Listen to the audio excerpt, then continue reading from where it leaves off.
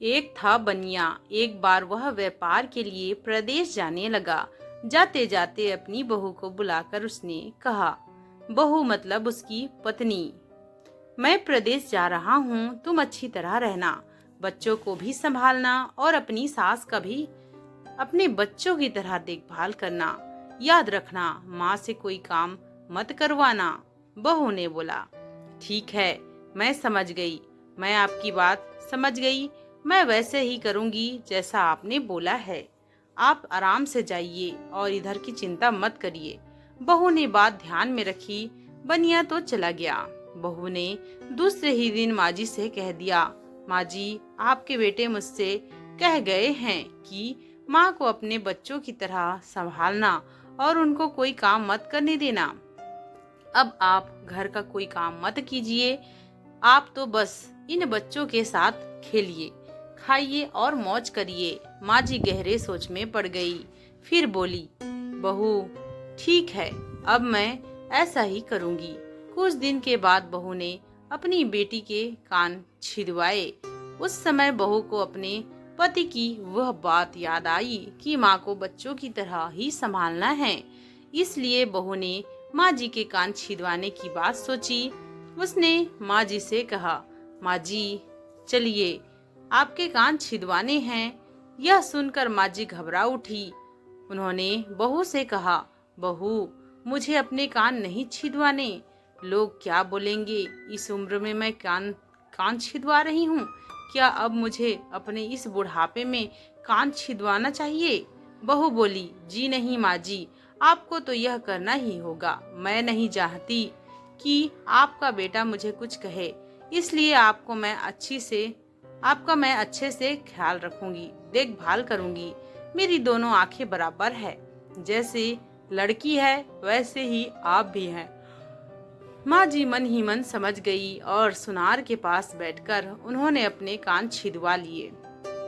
सुनार ने कान छेद दिए और कान में धागा भी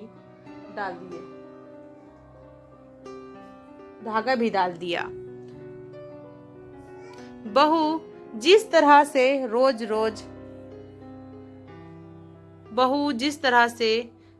रोज लड़की के कान में तेल लगाती थी, उसी तरह माँ जी के कान में भी तेल लगाती रही।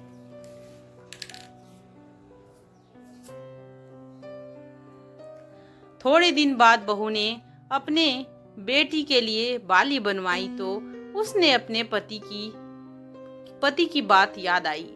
फिर उसने माँ जी के लिए भी बाली बनवाई और कहा, आइए आपको यह बाली पहना दूं। माँ जी ने कहा, बहू, मुझको बाली क्यों पहनाती हो? मैं अब बूढ़ी हो गई हूँ, मुझे इसकी जरूरत नहीं है। बाली तुम अपनी बेटी को पहनाओ,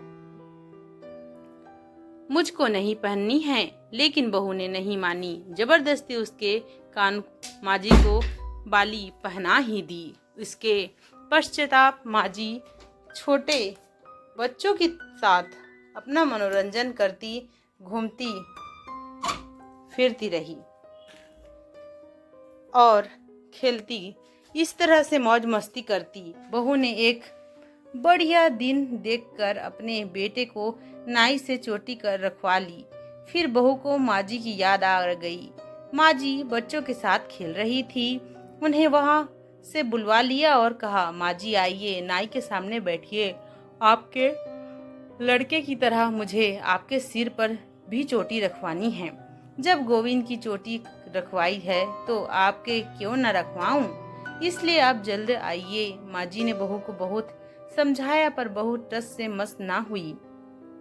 आखिर माँ जी नाई के सामने बैठी और उन्होंने अपने सिर पर चोटी रखवाई। बहू ने गोविंद को और माँ जी को जो बोला वही किया। उसके साथ बहू रोज माँ जी की चोटी में तेल डालती, चोटी गूंथती और सर पर ओढ़नी डालकर माँ जी को बच्चे के साथ खेलने के लिए भेजती। जब खाने का समय होता तो बहू उनको आवाज देकर बुलाती। ऐसे ही रोज का हाल था। जब बेटा घर वापस आया तो सबसे पहले उसने बहू से माँ के बारे में पूछा कि माँ कैसी है और कहाँ है, मुझे उनसे आशीर्वाद लेना है। बहू ने बताया, माँ जी तो बच्चों के साथ खेल रही है, यही कहीं होगी, आ जाएंगी। बेटे ने पूछा, क्या क्या कहती हो तुम? माँ गली में खेलने गई है? गली में तो बच्चे खेलते हैं। क्या बुद्धि माँ कहीं क्या बुद्धि है तुम्हारी? माँ कहीं खेलने के जाती है क्या? बहू ने कहा, मैं तो माँ को खेलने भेजती हूँ अपने। आपने कहा नहीं था कि माँ को बच्चे की तरह रखना है?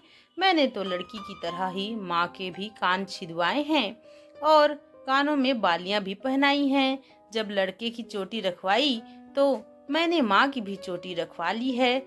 जब नाई मैं सबको खेलने भेजती हूँ तो माँ को क्यों ना भेजूं? मुझको सबके साथ साथ एक जैसा व्यवहार करना चाहिए।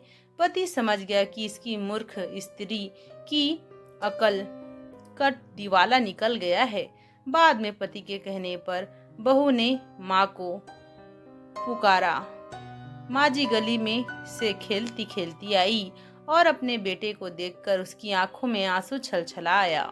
माँ की ऐसी हालत देखकर बेटा भी दुखी हो उठा। बहू की मूर्खता के लिए बेटे ने माँ से माफी मांगी और बहू को बड़ी बड़ी डांट लगाई। तो दोस्तों, आपको ये छोटी सी कहानी कैसी लगी कमेंट करके जरूर बताना, और हाँ, स्टोरी को लाइक और चैनल को सब्सक्राइब जरूर कर लेना। धन्यवाद।